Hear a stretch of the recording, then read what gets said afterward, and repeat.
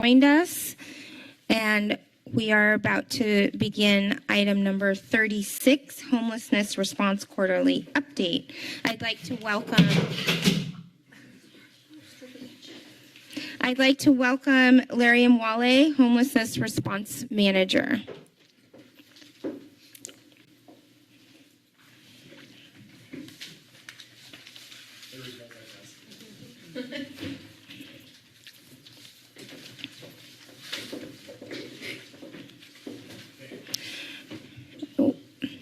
Welcome, and while Larry and Wally is getting set up, we have been receiving these quarterly updates.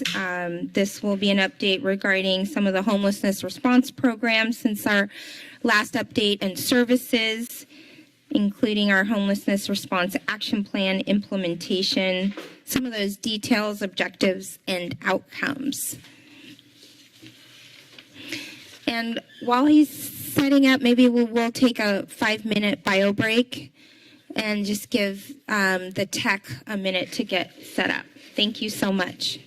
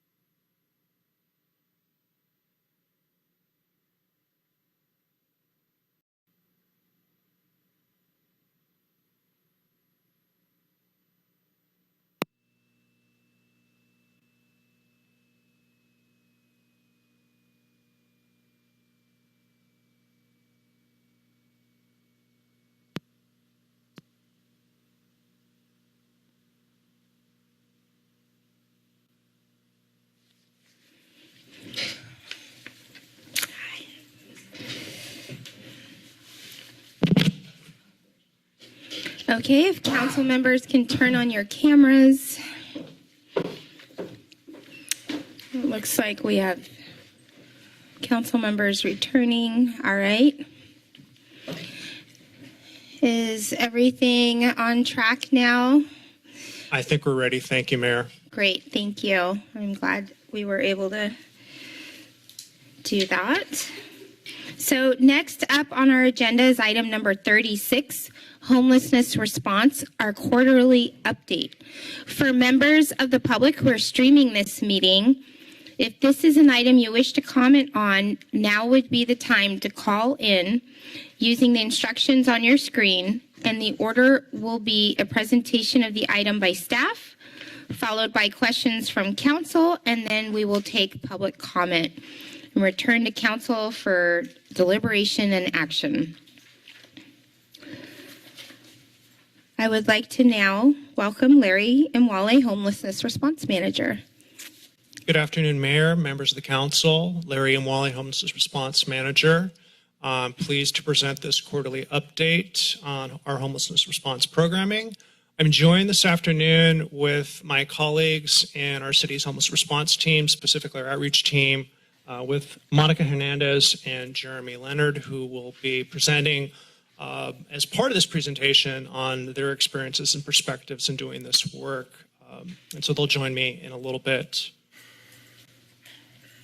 For this homeless response update, you will notice in both the staff report that was provided and the way we organized this presentation, where we've changed the format a little bit to follow the areas of our action plan. So this is kind of a new organizing paradigm, if you will, to presenting this work.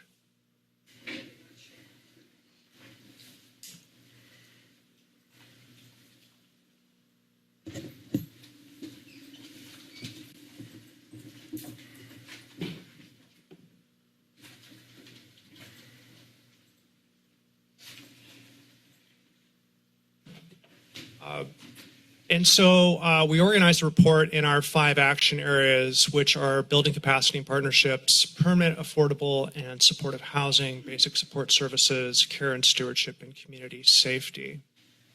So for this report, so we have time for the presentations from my colleagues. Really just want to highlight a couple of items in each of those categories. There's more detail on your staff report, and happy to entertain any questions you have from the more detailed report. But we really just want to go through the highlights and key updates in this presentation. So in the first action area, building capacity and partnerships, the key pieces of updates on our partnership and collaboration involve our continued work with local partners, including the county and multiple community-based organizations and philanthropic organizations that we're working coordinated to meet some of the shelter and service needs in our community. As we continue to see behavioral health, mental health, and addiction issues are key struggles for our unhoused population. And to address this challenge, we're taking a collaborative, programmatic approach by working collaboratively to create systems of access and care to help people understand their options. And we're doing that through outreach, service connection, and coordination, shelter expansion. And a little bit later in the presentation, I'll talk a little more in depth about the rehousing focused service coordination that we've been engaged with county and community partners related to the closure of the camp in the San Lorenzo Park. The city and county also continue to collaborate on shelter expansion on the Housing Matters campus at Coral Street. We're moving forward with plans to demolish the River Street shelter that's in a dilapidated state and really trying to repurpose that site for shelter expansion. As I've reported previously, we're collaborating on that work where the city will procure the sleeping shelters for that site, individual sleeping cabins, and the county will fund the program and service operations that would be provided by Housing Matters. So that's a key piece of collaboration to work to expand shelter capacity in the city of Santa Cruz. In addition, a lot of work in this past quarter has been done around expanding our internal capacity in the city.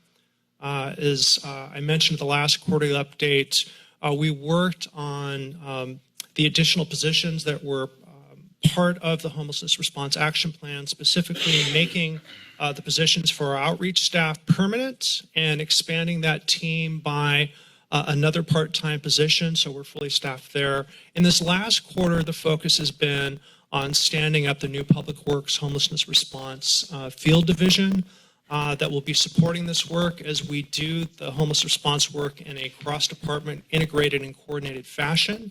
So this is a team of 4.5 full-time equivalent positions. We have the field supervisor on board, and recently the field workers were hired. So this unit is nearly complete and began operation in early November. Community engagement efforts have been, proactive communications has been a focus over this last quarter.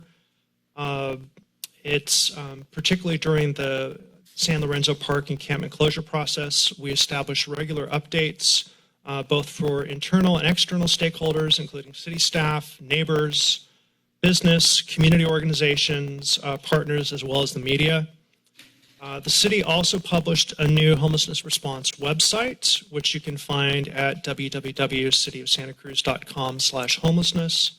And it now features a frequently asked questions section that is informed by community questions that we receive. And there's also a news and update section that highlights recent activities, successes, and community engagement opportunities.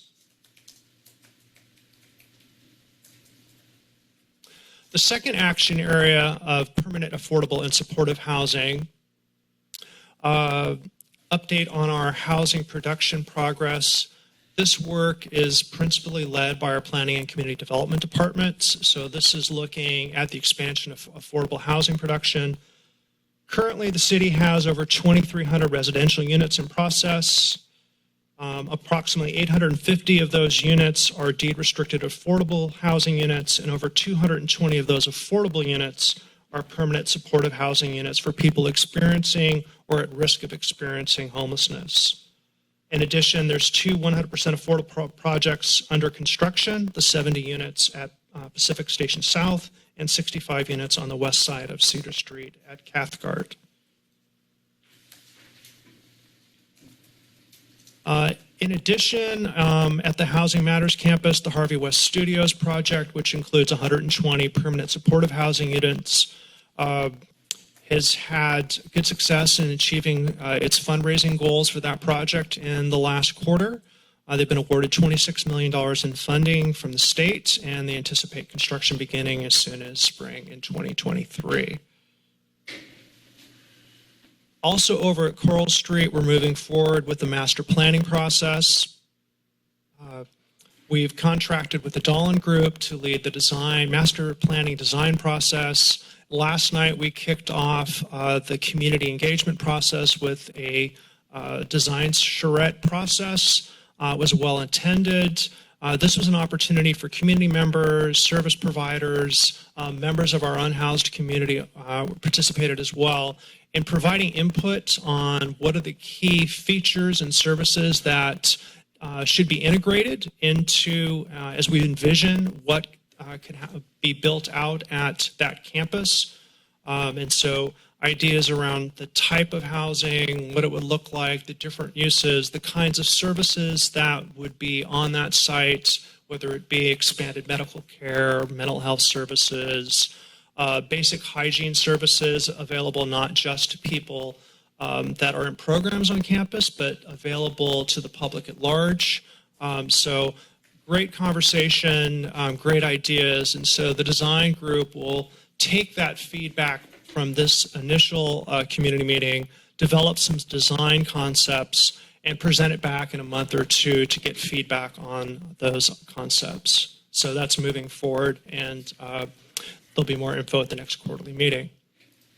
Also, an update on eviction prevention efforts. If you recall, back in April of 2022, the council authorized $150,000 to be dedicated to support eviction prevention efforts in alignment with the county's efforts. County invested $500,000.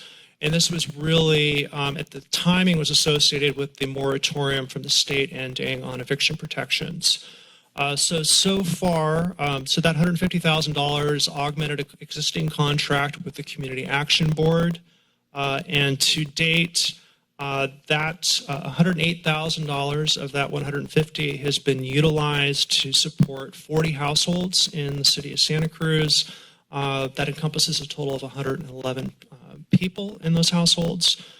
So that effort has been effective and useful, and most of the funds have been expended to support families in need.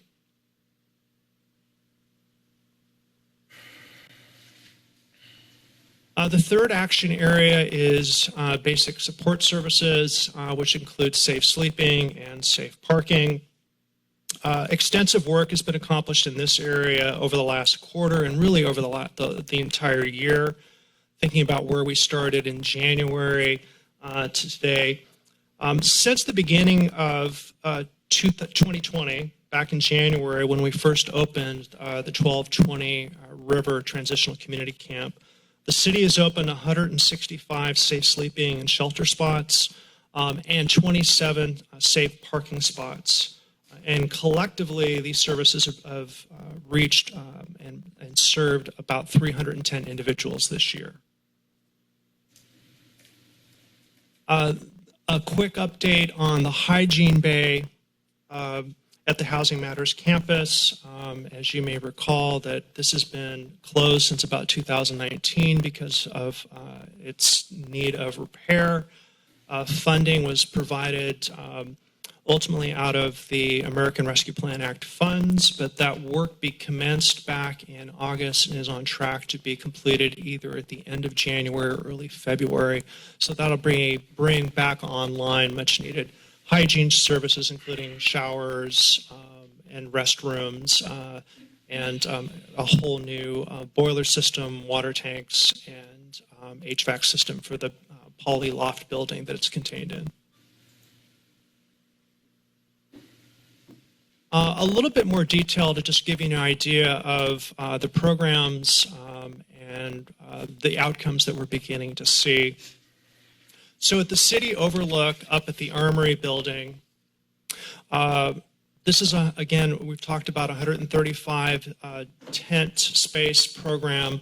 We opened the first 75 back in May, and the second phase of that shelter expansion, utilizing the inside of the building, was opened in September for a total of 135. Again, this is a 24/7 staffed program from the Salvation Army that provides service connection.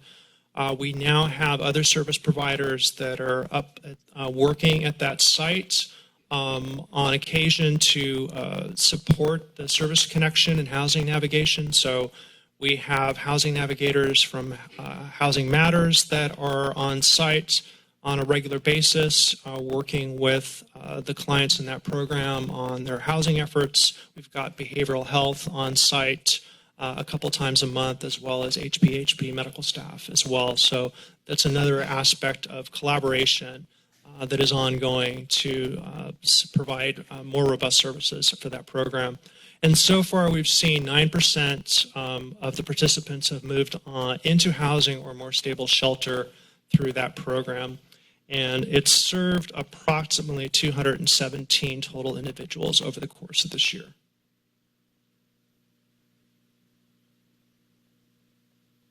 Uh, 1220 River, Transitional Community Camp. This is the other city program that is operated directly by our city staff. It's a 27-tent program. Case management services are provided weekly. It's self-managed program by the participants with community responsibilities. And we've seen really remarkable outcomes, I think, for the short time that this program has been ongoing. 30% of the participants so far have moved into housing or more stable housing.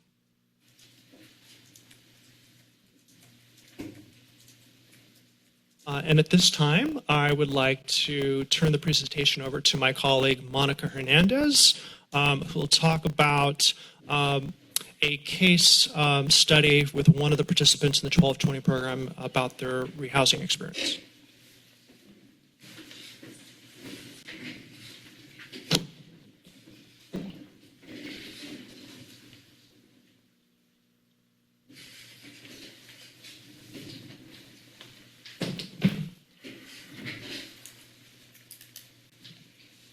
Good afternoon, Mayor, Vice Mayor, and Council members. I'm Monica Hernandez, and I'm a member of the City Outreach Team. I've been on this team since July of this year and have been working in human services locally since 2015. Thank you for the opportunity to share a case study on housing out of the 1220 River Street Transitional Encampment. A couple who has lived in our community for many years were able to secure a space at 1220 the first week that we opened. Although they have been connected to Downtown Streets team since 2017, housing had been difficult to attain and still remains difficult to attain. With DST's assistance in employment support services and case management, one member of the couple was able to attain and maintain full-time employment since 2018. The other partner volunteered with DST, but still had the responsibility of managing the vehicle that they lived in, ensuring they would not be ticketed or towed, and other basic survival functions while their spouse was at work.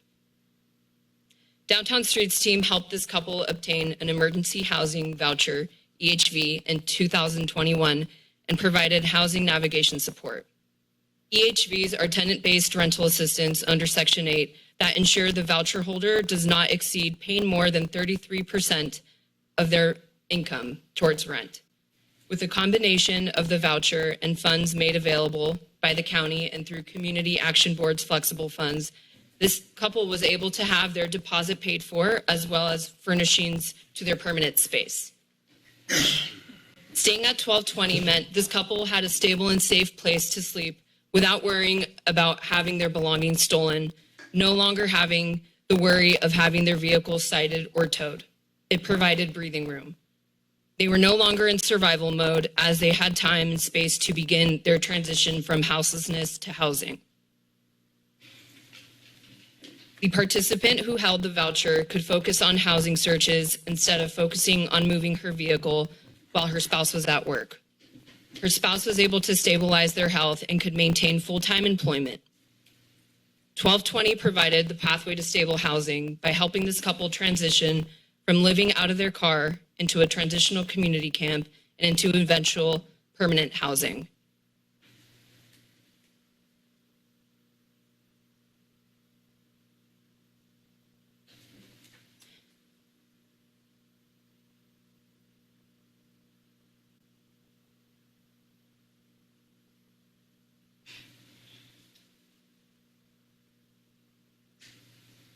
Take your time.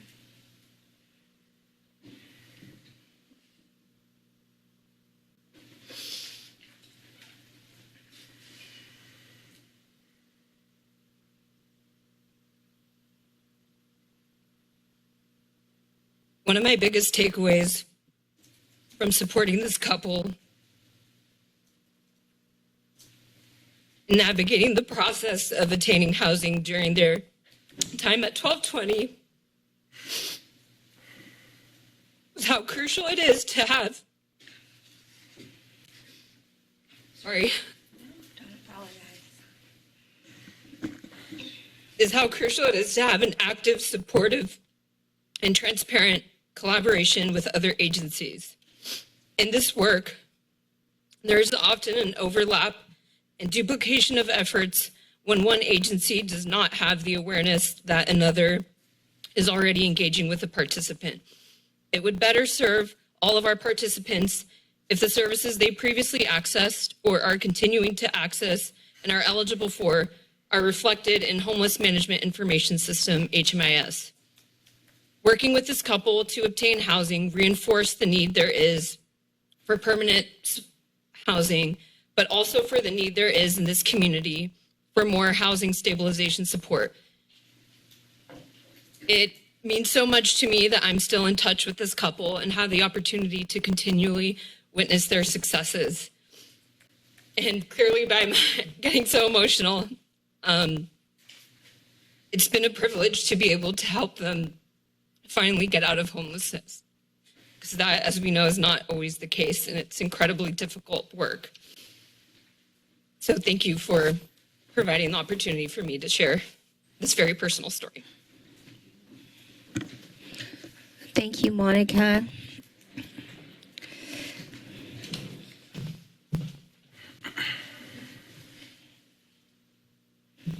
Yeah, our city outreach team do incredible, difficult, emotional work every day, and thought it was important to try to bring their perspective to this work. So thank you, Monica, for sharing that, and I'll thank Jeremy in advance.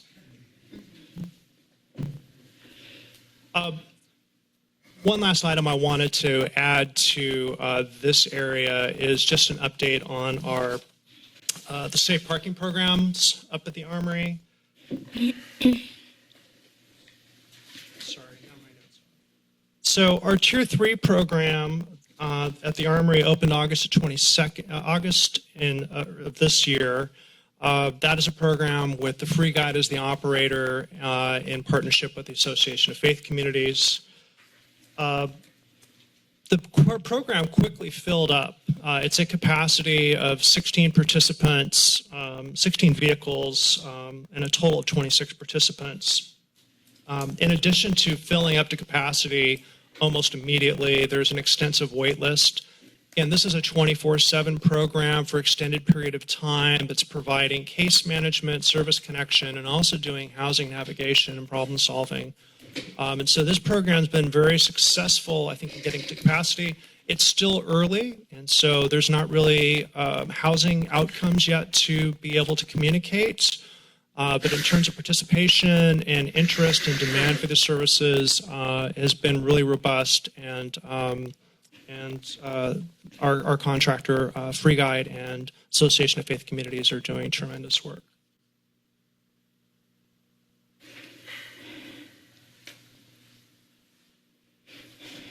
The fourth action area of care and stewardship, I want to talk a little bit more about the rehousing focused service coordination. This also speaks to the collaboration and partnership that has been built over the last year with the county and our other community partners.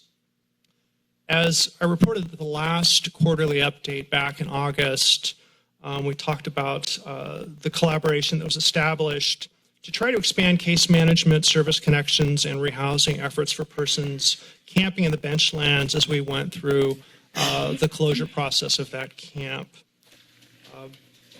City and county staff, along with our community partners, met weekly beginning back in July and continue that work through the closure process, working to coordinate, align, and augment the services that were provided in the camp. It began with the city outreach team conducting a census of everybody in the camp that was willing to provide their information, getting that information into the outreach module of the HMIS that really became a platform for being able to share information across agencies. And so that was really successful. This past quarter, as we wrapped up the closure of the camp, the focus has shifted for this group, and so the service coordination that was established continues. We've invited different partners now that the focus has shifted. The relationships and connections that were established with case managers and other service providers when people were in the encampment have followed them to those who took shelter up at the city overlook or 1220. So we've maintained those service relationships with our partner agencies. And we're continuing to have now twice a month meetings with this new team of collaborative service coordination, which we're referring to as rehousing focused service coordination, that is really trying to focus on case management, and problem-solving, housing navigation. So it's really kind of a case review to ensure coordination alignment. But that collaboration that was built through that process is ongoing, and we anticipate it continuing as an effective method to coordinate our work and be effective in how we're serving our unhoused community and building connections towards housing. Also in this area, just a quick update on progress towards building a mobile crisis response team. We've initiated the process, engaged with a consultant to do essentially the feasibility and needs assessment. This model is designed to provide an alternative response to law enforcement response for those requests for service that are non-criminal and non-emergency in nature.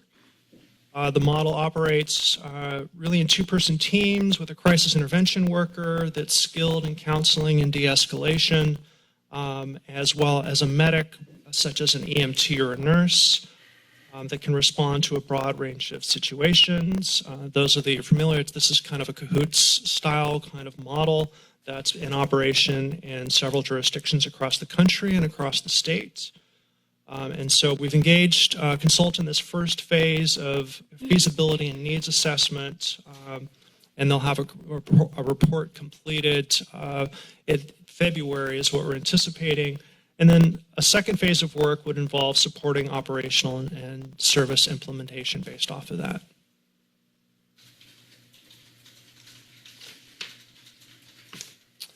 Over the last quarter, a significant lift for the city related to homeless response was the San Lorenzo Park Restoration Project and this first phase of the Benchlands encampment closure. The goals of this project were to relocate people living in the benchlands to safer places with access to better services, to return the park to a safe and usable public open space, and then thirdly, to restore the park's local habitat for environmental and flood protection. The encampment closure phase was completed in the first week of November. The city provided an alternative shelter option to everyone who was interested in shelter. Through that process, 39% of the people who had been living in that encampment accepted an offer to a city shelter. Now, this does not include placements in other shelters, which we know there are some, but don't have a complete number. Again, as we're building kind of the data integration, we're getting a better handle on data, but this is strictly for our numbers going through the phased closure process. And overall, through that process, 170 people connected with a better shelter or safe sleeping site and are moving on a path towards more stable housing. And at this time, I would like to turn the presentation over to my colleague, Jeremy Leonard.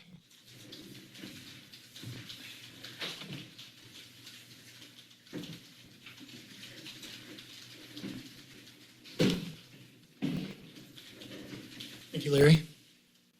Mayor, Vice Mayor, and City Council, I'm honored to be here today to highlight some of the successes and hardships that our homeless response team has seen over the past 2 years. I appreciate you taking your time to listen to these boots on the ground experiences that we've had.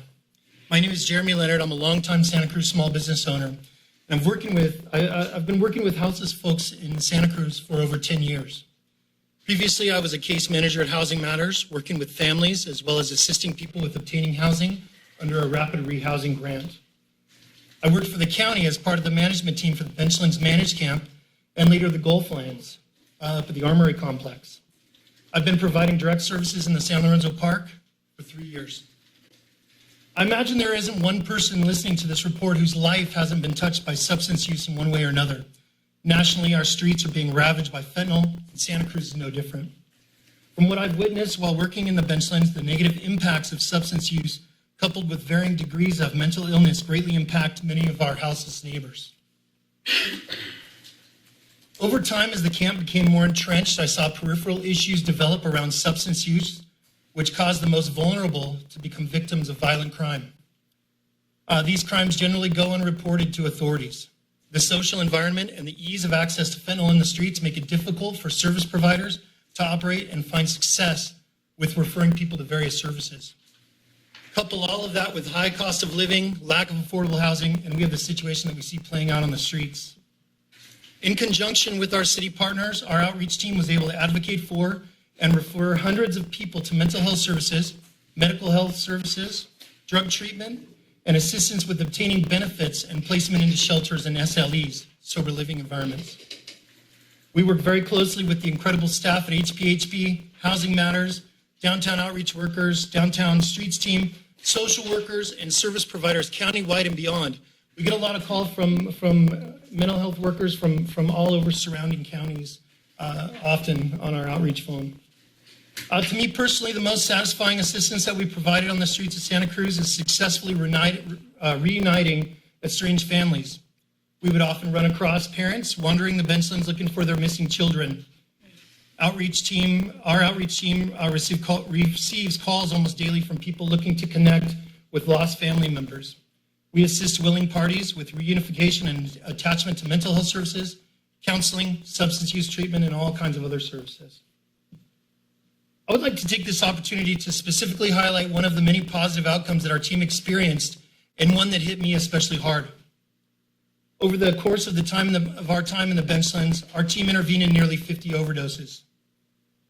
In the afternoon of one of our normal stints in the benchlands, we heard a commotion and a call for Narcan from a nearby tent. After gaining entry, we found a person unresponsive and immediately administered 2 doses of Narcan. We called EMS.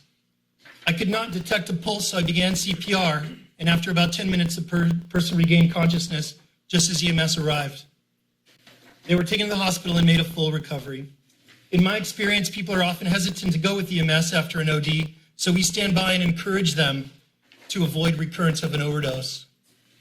We also make ourselves available after the fact to help people navigate substance use treatment options that we have available to us. The next day, the person found our team in the benchlands, thanked us, and asked us if we could get help getting referral to drug treatment, which we did. We contacted our county partner, Rayanne Jimenez, who is a gem of this community. She works really hard with the folks on the street, and she referred this person to substance use treatment, and they were admitted. Fast forward 4 months, I was walking down next to the county building. I was just kind of lost in my thoughts, just walking down on my way to the benchlands, and I heard a voice call out from behind me, "Hey, Jeremy, hey, how's it going?" And I mean, people call our names all day long, right? So I turned around, and they said they wanted to hug the person that saved their life. We had a nice conversation, and they told me that they had been clean and sober for 90 days, living in an SLE, and regained employment. Due to our trauma-informed approach and consistent outreach, this person trusted our team and was able to reach out and ask for the help that they needed. From my experience, left unchecked, people in active fentanyl use don't often recognize that they have a problem, which can lead down a very dark path. These issues don't just affect the user and their families and friends, they affect the health and well-being of our entire community. They negatively impact the ecology of our wildlands and our watersheds and the natural beauty of Santa Cruz that we all care about.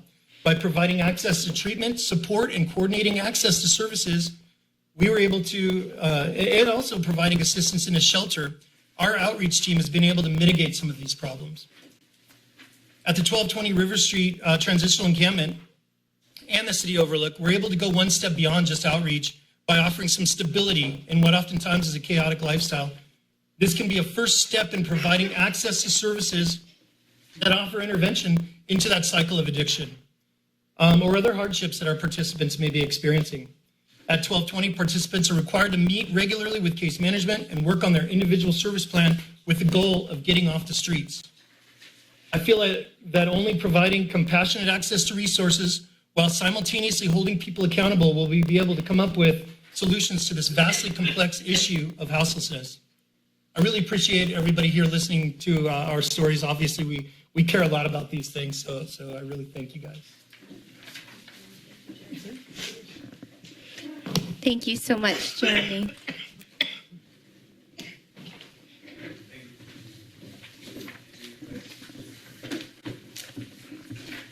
Thank you, Jeremy.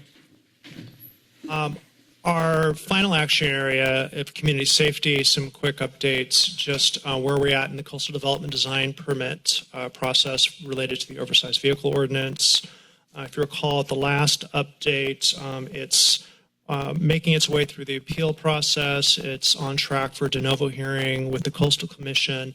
That date has not been set yet by the Coastal Commission. Their next meeting is not until February of 2023, so that would be the earliest it would be heard. Coordinated outreach and response. Again, I've talked a little bit about the integrated approach to doing this work rather than doing it in silos with individual departments. So during this quarter, the Santa Cruz Police Department is dedicated to community service officers to support outreach and encampment response across the city.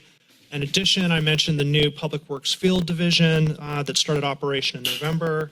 And these teams are working in tandem with our city outreach staff and other staff in police, fire, and parks to outreach to people experiencing homelessness and support connections to services and available shelter, and to clean up and mitigate the impacts of encampments. And then just another quick update related to the Care Court. The governor's proposed Care Court proposal, SB 1338, was approved by the legislature and signed by the governor in September. This legislation compels people with untreated severe mental health illnesses into housing and treatment, and counties will have to establish these new courts by December of 2024. There is some additional funding provided by the state to establish the courts, but there is presently no new funding specifically dedicated to support the necessary housing and mental health services. And the city will continue to be in conversation and dialogue with the county as local development of care's court unfolds. And then the last section, just a quick update related to budget and budget planning. Just to recap, over the course of this year, and included in your agenda packet was a expenditure plan related to the costs for the implementation of the Homeless Response Action Plan. And just to recap, kind of key commitments and investments so far this year include the contract with the Salvation Army for shelter services up at the Armory. That's $3.7 million, as well as additional infrastructure costs at the site. Our safe parking tier 3 contract with AFC Free Guide, which is approximately $400,000. The cost associated with the expanded internal staffing, the Public Works Field Division, the permanent positions within homelessness response on our outreach team and communication support. The total approximately $1.1 million per year. And then also the capital investment in the purchase of 125 Coral Street, which is integrated in part of the master planning process for expanded services there. Since the last quarterly update, the only significant budget modification is the reallocation of $1 million from the Hygiene Bay remodel from the California $14 million to the benchlands restoration. So that was council action on August 23rd. Again, that was made possible as well because the funding source for the Hygiene Bay remodel will be the ARPA funds. So we dedicated $1 million of that to the benchlands restoration. We're in the process now of beginning the budget planning process for next fiscal year. Staff is developing a list of priority projects and the associated costs for different budget scenarios, both for continuing current programs, such as our expanded shelter and safe parking programs, as well as potential new services, whether this is a mobile crisis response program or additional shelter expansion. And of course, fiscal sustainability is one of the key issues. As you are all aware, the programming that we've been able to implement this year relies on one-time funding. And so staff continues to explore opportunities for additional funding and is engaged in conversations with state officials on the need for ongoing sustainable funding. And that programs for next year are going to really require new and additional revenue. So that completes our presentation, and at this time I welcome any questions that you